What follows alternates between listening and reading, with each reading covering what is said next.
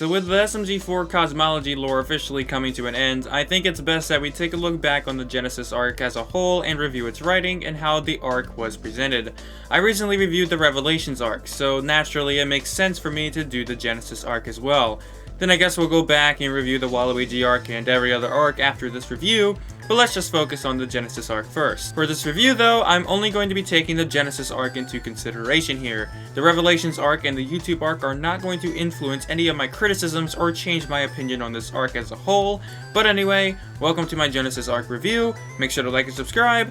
Enjoy the video. First off, before we get into anything as to what the arc gave us, I wanted to say that this arc was extremely disjointed. Considering most people consider what's in the arc playlist as the actual arc itself in this community, there's episodes missing from the playlist that seem like they belong there. And not only that, this arc is the only arc that has the most episodes in between that are not arc related, which in retrospect isn't that great of an idea. I get it, they wanted to stretch out the arc to make the arc last the entire year and wait for Sunset Paradise to finish and end it with War of the Fat Italians, but arcs having episodes in between only works in arcs that are more episodic based rather than having a deep connected story.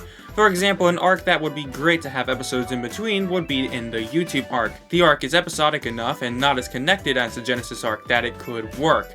But with the Genesis arc having this massively connected story with a lurking evil in the background, it makes the story feel disconnected at points, especially when there are episodes in between that seem to connect to the story, but in reality they aren't a part of the playlist, so officially they are not a part of the arc itself. This makes it really hard to appropriately review the story to its full degree, due to the separation of episodes. We knew there was an arc going on in the background here. There's no point in having episodes in between when we know there's a story to be told. And because of some episodes being in between, a lot of the non-arc related episodes don't perform as well and are often overlooked because the audience is anticipating for the next arc episode to come out. Episodes in between works for something like the YouTube arc where we didn't know we were in an arc until the last couple of episodes, but in the Genesis arc where we knew we were in an arc since the 10-year anniversary special, there's no point in having episodes in between unless you want to forcefully stretch it out to reach a certain date where you can end it in the War of the Fat Italians and start it at the 10-year anniversary. But besides that, there are still a lot of things this arc did well in writing, finally getting lore-related closure as to why SMG4 even exists in this universe in the first place and why Mario was dumb was such a treat to watch. Even if the story did have a few retcons in the first place. I know this is controversial, but I am personally a fan of retcons if the original story didn't initiate a good telling story or was confusing to follow, and that retcon doesn't change the entire plot of the show. I know that's a controversial thing, but I'm a fan of The Legend of Korra, so go ahead and judge me all you want, and I'm also a fan of Dragon Ball, which has had several retcons and changes to the story that I've gotten used to it at this point. So I guess I like these changes because these are the shows I surround myself in. This arc was overall the arc that brought me back to SMG4. For a while there, after Meggy's Destiny, I was really growing tired of the show. I wasn't a fan of the YouTube arc and how that was written, and the episodes after were really just not doing it for me. But when we got the 10-year anniversary special, that episode alone brought me back. The amount of references to past episodes on the SMG4 channel in this one movie was really nostalgic for me. If you didn't know, I practically grew up with this series. I started watching these videos all the way back in 99.5% crazy. I've been here for a while, oh my god. It was that episode that brought me into the show, and I watched consistently all the way up until today. So getting the movie with all the references made me fall into a feeling that I couldn't even describe. I got reminded of scenes that I completely forgot about. It's like loading up an old video game console, playing a game you haven't seen in years, and remembering playing it when you were a kid. That's the exact feeling that resonated in me, and it reminded me what SMG4 is truly capable of. And the dark parts after all those references also reminded me of how far this series can go and what it is capable of. I love the anime arc in its writing, and that arc showed how far the series can go. And the dark part in this movie also reminded us of that limitless potential and shattered the limits of the anime arc in terms of darkness. Even if I wasn't recording my reaction to the movie, when I heard the names of SMG 1 and 2, I freaked out. For so long, every fan has been speculating as to who SMG 1 and 2 could possibly be. So finally getting that answer that wasn't Super Mega Gangster was endlessly satisfying and shocking. And having Zero put bits and pieces of what's to come in this arc inside of Mario's head also hooked me into the rest of the story. It made me anticipate what's coming next. It made me anticipate the backstory and how this relates to SMG4's hidden past that he doesn't even remember himself. Unfortunately though, it was that anticipating that was also the downfall of this arc. They showed us bits and pieces in Mario's head, and I remember constantly going back to that scene and dissecting it piece by piece to figure out exactly what could be happening in this scene. But unfortunately, half of that backstory didn't come until a year later in the Revelations movie. Yes, we got half of it in the Genesis arc, but throughout the rest of the arc, I was still anticipating Zero's backstory, waiting for it to come, but unfortunately, it never did. And it was that anticipation that made this arc feel like it was missing something. I get it, they wanted to hold it off to help bring closure to Zero's story in the later arc, but holding that backstory off once again made the arc feel like it had a hole in it.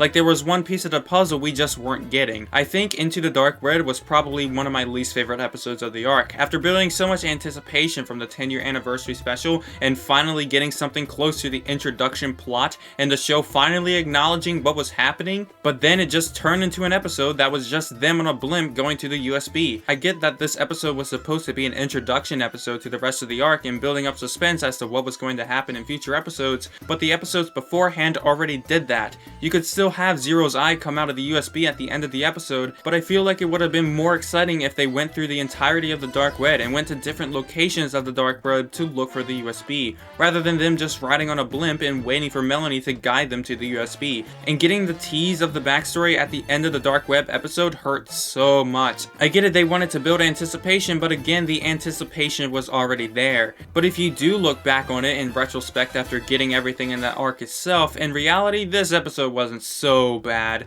Now I can look back on it without the anticipation for the backstory and appreciate it for what it really is, a build-up episode. You know, I actually take it back.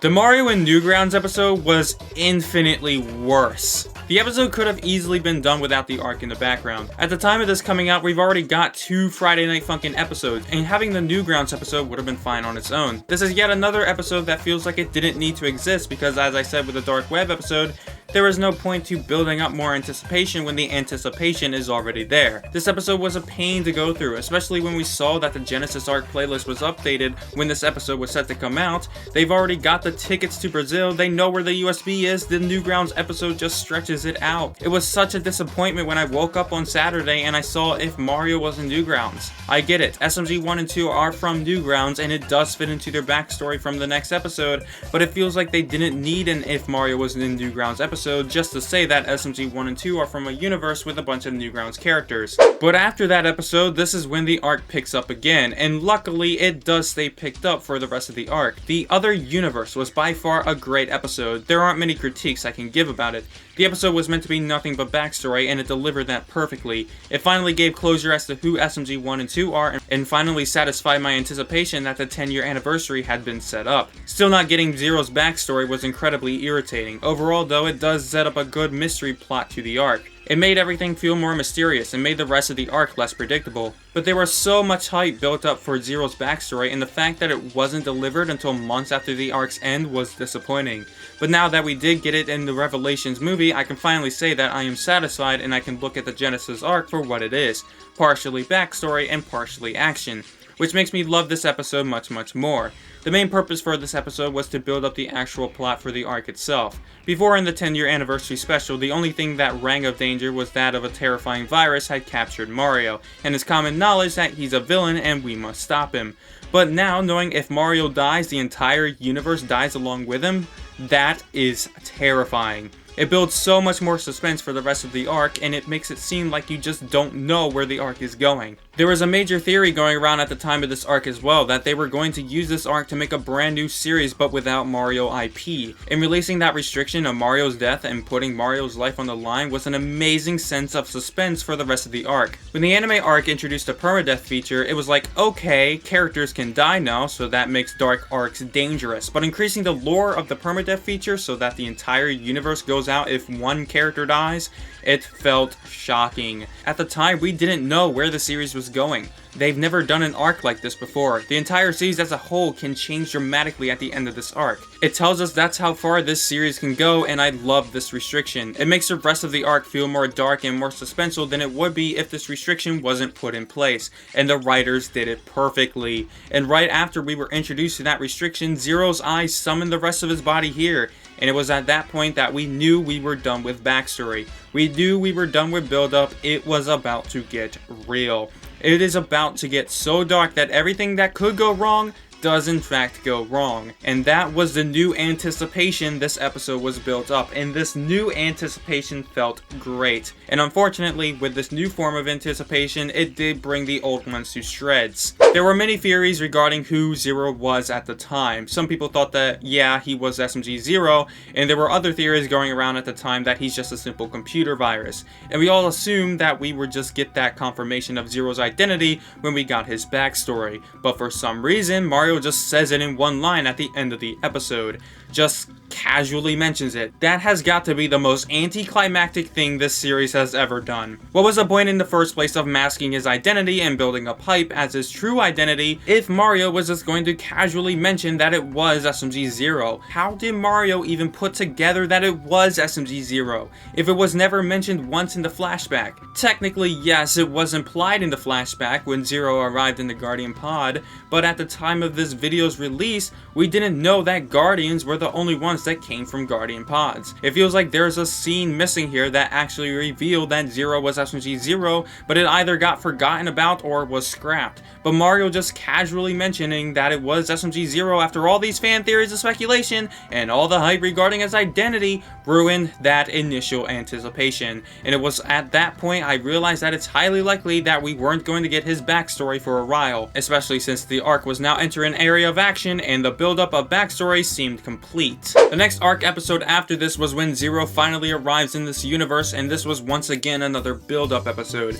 But unlike other build-up episodes the arc had previously established, this build-up episode seemed really necessary. We had no idea where the arc was heading at the time, and all we knew was that Zero was coming to the SMG4 universe, so even though this isn't my favorite episode in this arc, it still felt necessary to have it so the rest of the arc can flourish. Once Axol got sucked into the Guardian Pod and Zero possessed him, and keep in mind at the time we didn't know what he planned to use him for, the arc up until this point had no involvement with Axol, and just like that, Axol became the center point of attention. Mario's life was on the line, and now Axol's life was too, and it became very unclear whether or not these characters were going to survive, especially when the popular fan theory that the series may enter a reboot if Mario were to die. And now Axol is being caught in the crossfire, a character that has seen questionable character development, but that's what I like about these arcs. Before the arc was even started, Axol was already going through hefty development, and they were building up his relationship with Melony.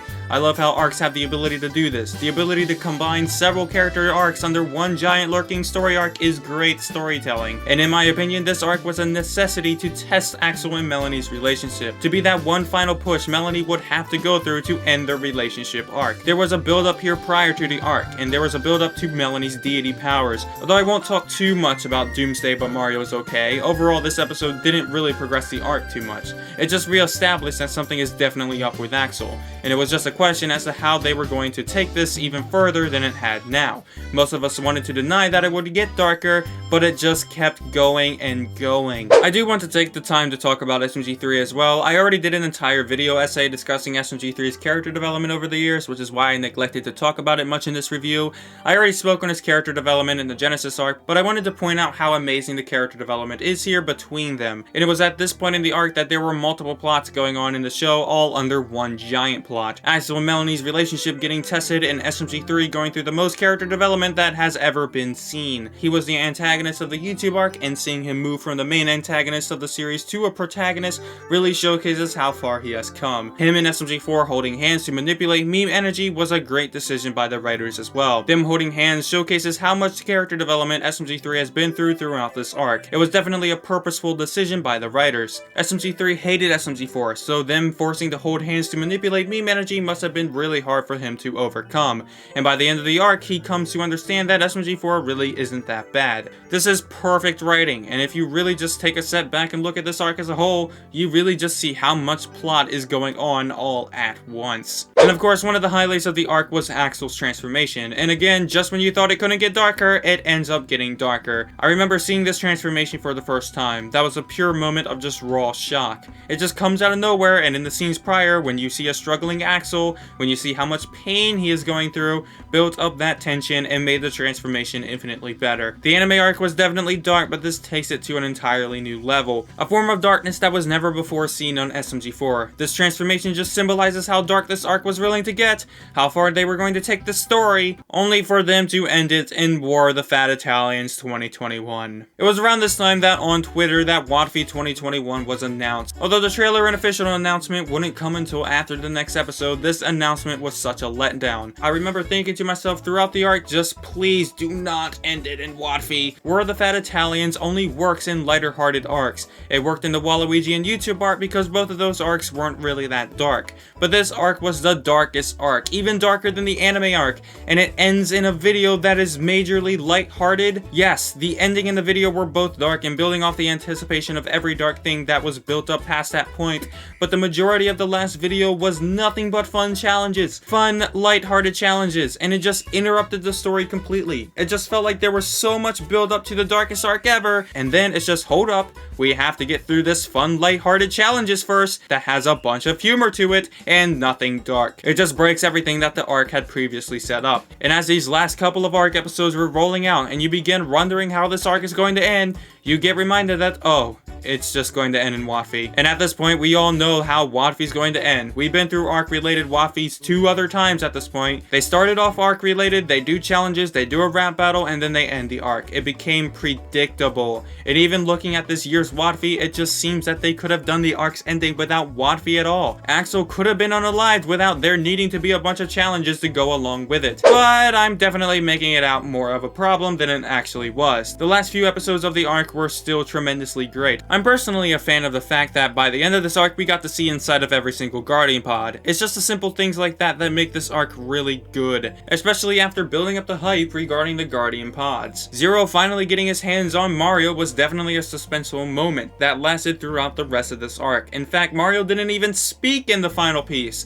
and the way the characters took Mario being captured so seriously was such good writing. And since, as I said before, that Glitch is not scared to unalive its characters, it really felt that Mario could die at any moment. Just look at how Luigi is presented in this arc. While not being too big of a feature in this arc, the way Luigi was presented was also really great. Luigi's emotions here showcases how much Luigi really loves his brother. Well, yes, Mario is SMG4's best friend, Luigi is his brother, and seeing them both scream Mario in the final piece showcases that brotherly love perfectly. In fact, this is brotherly love that the Waluigi arc built up all those years ago. When Luigi was presumed unalive by lava, it was Mario screaming Luigi's name, and now the tables have turned, and now that Mario's life is in danger, it's Luigi screaming Mario's name. It's moments like this that refine the fact that even though Mario is dumb, and even though Luigi puts up with Mario's shenanigans every day, they still love each other, and if one of them goes, the other would be severely devastated. As for Axol and Melony's relationship, this was the first time I actually cried watching SMG4, and if the writers can actively make me cry and feel connection to these characters, they're doing a great job. It's one thing to affect another person emotionally by making them laugh, but having their audience connect with characters and making the audience actually cry from the situation those characters are going through, I'd say that the writers reached their goal. Going into Wadfi 2021, we really didn't know how the arc was going to end. We knew that the arc was in fact going to end somehow, but we didn't know who was going to fall and who was going to receive heaps of development. Even though I don't like how the arc ended with Wadfi 2021, you have to give credit where credit is due. The rap battle is a banger. This is by far the best rap battle ever composed for Wadfi, and the animation is also extremely well reflected. And the visuals that are presented during the rap battles doesn't even make this seem like a rap battle at all. It makes it seem like this is the actual final battle of the arc. 2 lives are on the line here, and if one of them dies, then the entire universe dies along with him, and one is under control and the other has a shadow copy of himself. It makes it seem like, how are they even going to get out of this one? But when Mario eventually breaks free from Zero and SMG4 and 3 hold hands to pour meme energy into Mario, we knew it was time to end this once and for all. Mario pinning Zero down so Melony could deliver the final blow would not even be possible without SMG3. A person who was once the main antagonist of the series, helping deliver the final blow against the biggest villain the series has ever seen, is a good summary of how far this arc has come since its initial start, how far these characters have gone ever since their introduction. And Axol being unalived by Melony was a beautiful wrap up to everything. This was a satisfying end to Axol's character arc and a satisfying start to Melony's. Even if Axol was one of my favorite characters, and it does suck to see him go, this was a necessary sacrifice to not just end the story arc, but put an end to Axol's character arc entirely, and allowing his character arc to bring new life to Melony's was a beautiful way to push the series forward. And with that, thank you all for watching, and check out my SMG4 Mario is Smart theory.